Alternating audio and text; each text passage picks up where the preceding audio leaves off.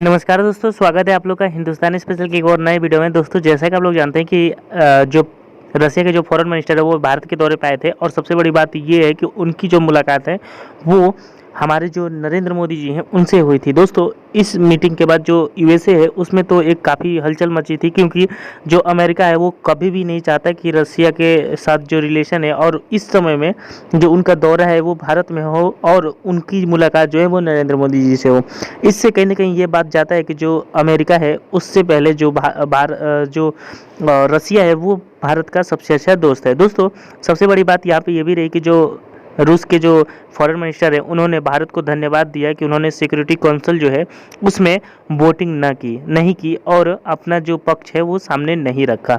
दोस्तों, कहीं ना कहीं ये बात सही है कि जो रसिया है वो भी आज भारत की तारीफ कर रहे हैं, क्योंकि रसिया ये बात जानता है कि जो वहाँ पे जो वोटिंग हो रही थी अगर उसमें भारत जो है वो रसिया के खिलाफ वोट कर देता तो फिर ये रसिया के लिए बहुत बड़ी दिक्कत हो सकती थी, क्योंकि आपको पता हो कि जिस तरीके से भारत ने अपनी रिलेशन जो है वो पूरी दुनिया के साथ अच्छे रखे, उसको देखते हुए अमेरिका को भी और खास करके अमेरिका टीवी चैनल पे भी ये काफ़ी डिबेट हो रहा है कि क्या जो भारत है वो हमारे साथ है या नहीं है। तो दोस्तों, चलिए वीडियो में आगे बढ़ते हैं और देखते हैं कि इन सब टॉपिक ऊपर और क्या बात हो रही है।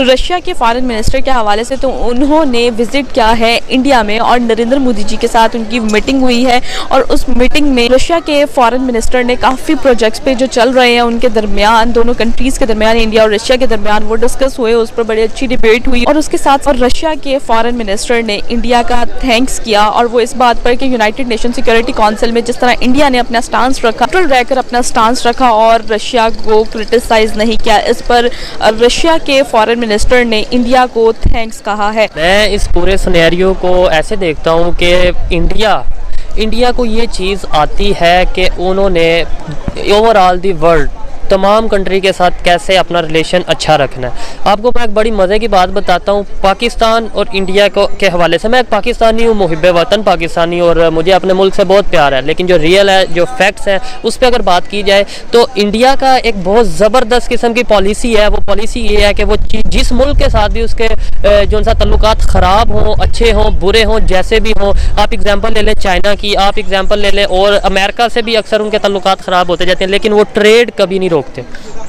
ठीक है, ये इनकी बहुत ज़बरदस्त पॉलिसी है और शायद इसी पॉलिसी की वजह से वो हमारे से बहुत ज़्यादा आगे चला गया। ठीक है, और यही वजह है कि रशिया का, आप जैसे बता रही हैं कि रशिया के वो आए, जो भी उनकी बॉडी आई, फॉरेन मिनिस्टर आए, उन्होंने बात की मोदी साहब से और इस तरीके से, तो वो फिर यही चीज़ है ना कि उन्हें, इंडियन गवर्नमेंट को पता है कि यार कोई भी मुल्क है, कोई भी, इवन वो तो पाकिस्तान के साथ ट्रेड करने के लिए भी तैयार हैं, वो तो कहते हैं, क्योंकि उन्हें पता है हमें बिजनेस से गर्ज है।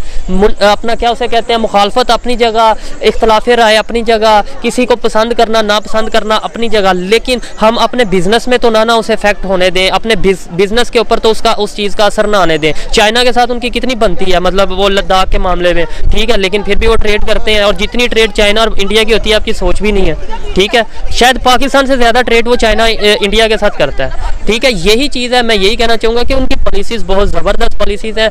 पाकिस्तान को भी चाहिए, पाकिस्तानी गवर्नमेंट को भी चाहिए कि वो उनकी पॉलिसीज़ जो अच्छी है यार, जो अच्छी चीज़ है उसको अडॉप्ट करने में कोई बुराई नहीं है, चाहे वो दुश्मन की भी हो। पाकिस्तानी गवर्नमेंट को चाहिए कि वो उस चीज़ को अडॉप्ट करें जो इंडिया में, इंडिया की जो गवर्नमेंट है उनकी पॉलिसी है, जो उसमें अच्छी चीज़ है उसे अडॉप्ट करें।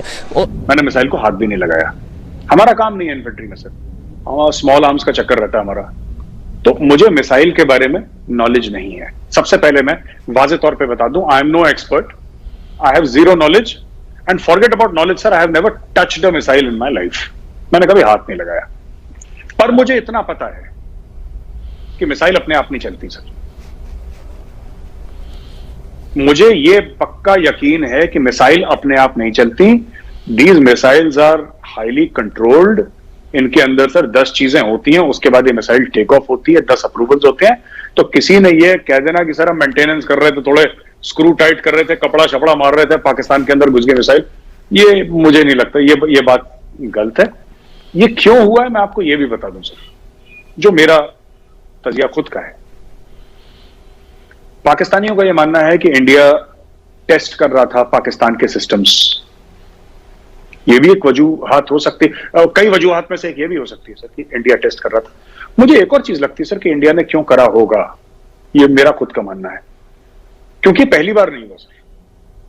इंडिया राफेल खरीदता है तो पाकिस्तान J-10C खरीदता है। इंडिया की सबमरीन पाकिस्तानी वाटर्स के आसपास जाती है तो पाकिस्तान का बीपी राइज हो जाता है, ब्लड प्रेशर, हार्ट रेट बढ़ जाती है। उसी प्रकार से, उसी तरीके से जब इंडियन मिसाइल घुसती है और पाकिस्तान उसको ट्रैक तो कर लेता है, लेकिन पाकिस्तान उसको गिरा नहीं पाता। वरना आपको पता है इंडिया से मिसाइल आ रही है तो क्या आपके पास ऐसे सिस्टम्स नहीं है जो उस मिसाइल को मार गिराएं? वो तो it was a blank ground, उसका कोई वॉरेट था ही नहीं उस मिसाइल का। वो न्यूक्लियर केपेबल मिसाइल है सर, जो ब्रह्मोस चली है, and it's a supersonic cruise missile, one of the best in the world. तो वो जो आप बताइए सर, आप तो पाकिस्तानी न्यूज पढ़ते हैं और आप पाकिस्तान में आपके बड़े कॉन्टैक्ट्स हैं। मैं आपसे पूछता हूं सर कि आपको क्या लगता है ये जो J-10C जहाज खरीदे थे पाकिस्तान ने चाइना से, कितने के खरीदे होंगे सर? क्या पाकिस्तान ने इसके लिए डॉलर दिए होंगे सर? क्या पाकिस्तान ने डॉलर अगर नहीं भी दिए, क्योंकि हो सकता है कि कई hundreds of millions of dollars की या बिलियन डॉलर की डील हो, तो जाहिर सी बात है पाकिस्तान ने फॉरेन एक्सचेंज तो नहीं दिया होगा चाइना को, पर पाकिस्तान ने कुछ ना कुछ तो दिया होगा ना सर, कुछ ना कुछ तो दिया होगा। क्या दिया होगा सर? खुद मुख्तारी दी होगी, अपनी जमीन का टुकड़ा दिया होगा, कुछ ना कुछ। चीन फ्री में तो कुछ नहीं देता, अपने सगे भाई को नहीं देता, फिर पाकिस्तान को कैसे देगा?